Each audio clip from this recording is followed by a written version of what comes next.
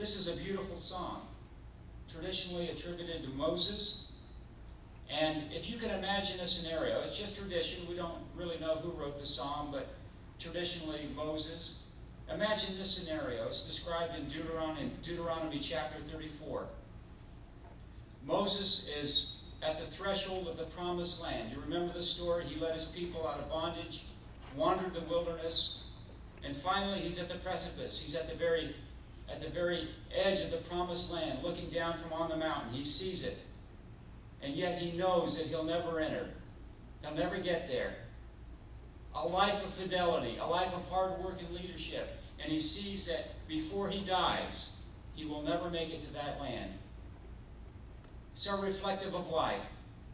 It seems like we go through our whole lives working to achieve something, getting somewhere, doing something of significance, and then we just missed it by that much. We missed it by that much. And so there he is. He gracefully accepts his destiny, and yet he yearns. He yearns for the fruition of his labors, and yet he knows he'll never realize it.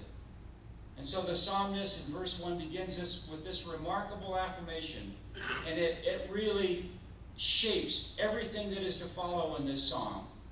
Lord, you have been our dwelling place in all generations. It tells us that we're not homeless. It tells us that we have a foundation. We have a place to stand.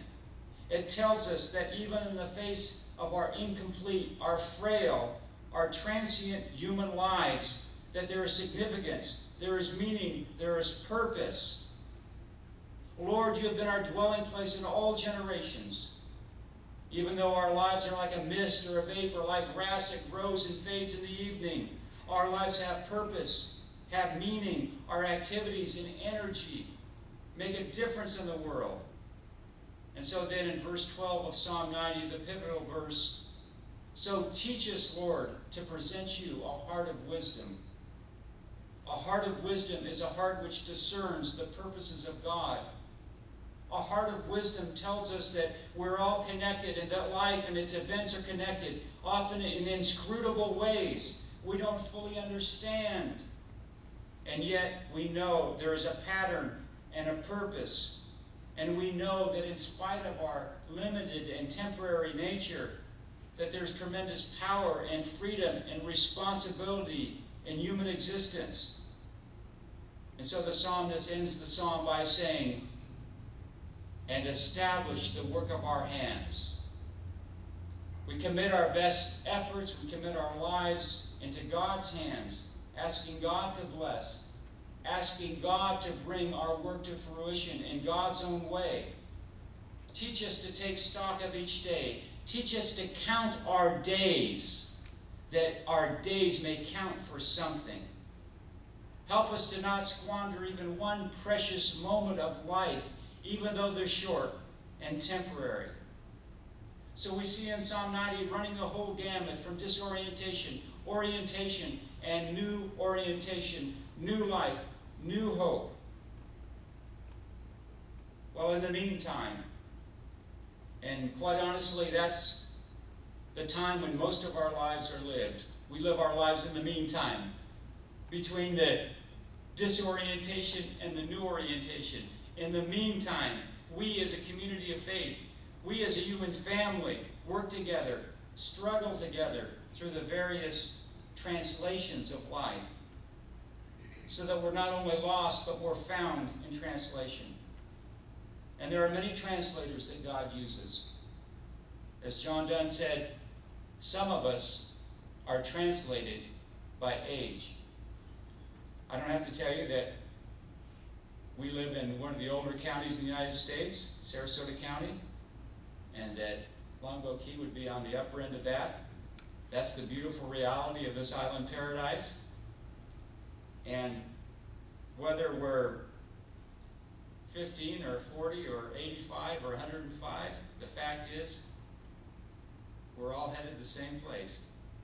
This insidious, incremental process that we don't even know is happening to every one of us.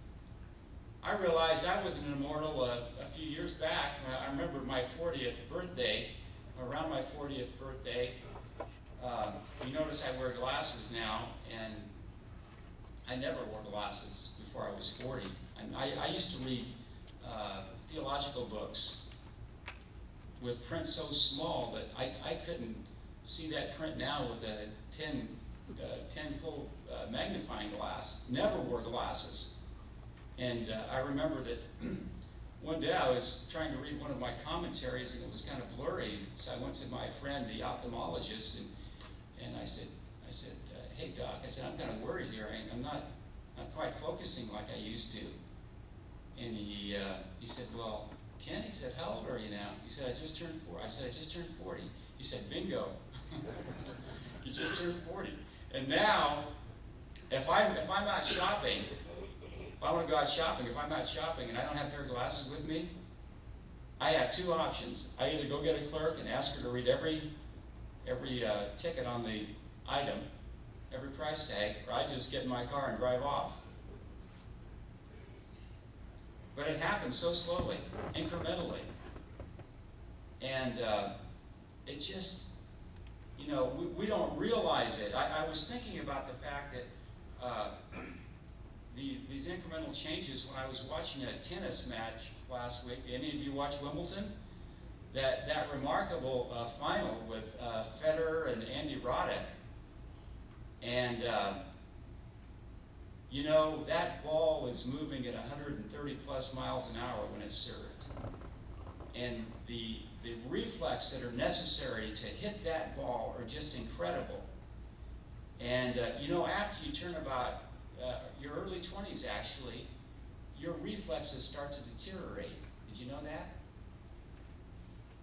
So if you're trying to hit a tennis ball that's going 130 miles an hour, if you've lost just a slight edge, that means the difference between winning and losing. And that's why you don't see a lot of 40-year-old professional tennis players. Because after you're 30 years old, it's all downhill. And there are a few hangers-on that might push it until they're 40 just because of their mental toughness. But that's not how it works with professional athletes. Now I was thinking about Michael Jordan. I don't watch a lot of sports on TV, occasionally tennis, occasionally some NBA games. But I used to love watching this superhuman perform on the basketball court. But he continued past his prime, and he made 2 or 3 comebacks. And after a while, it was obvious that he was simply a human being.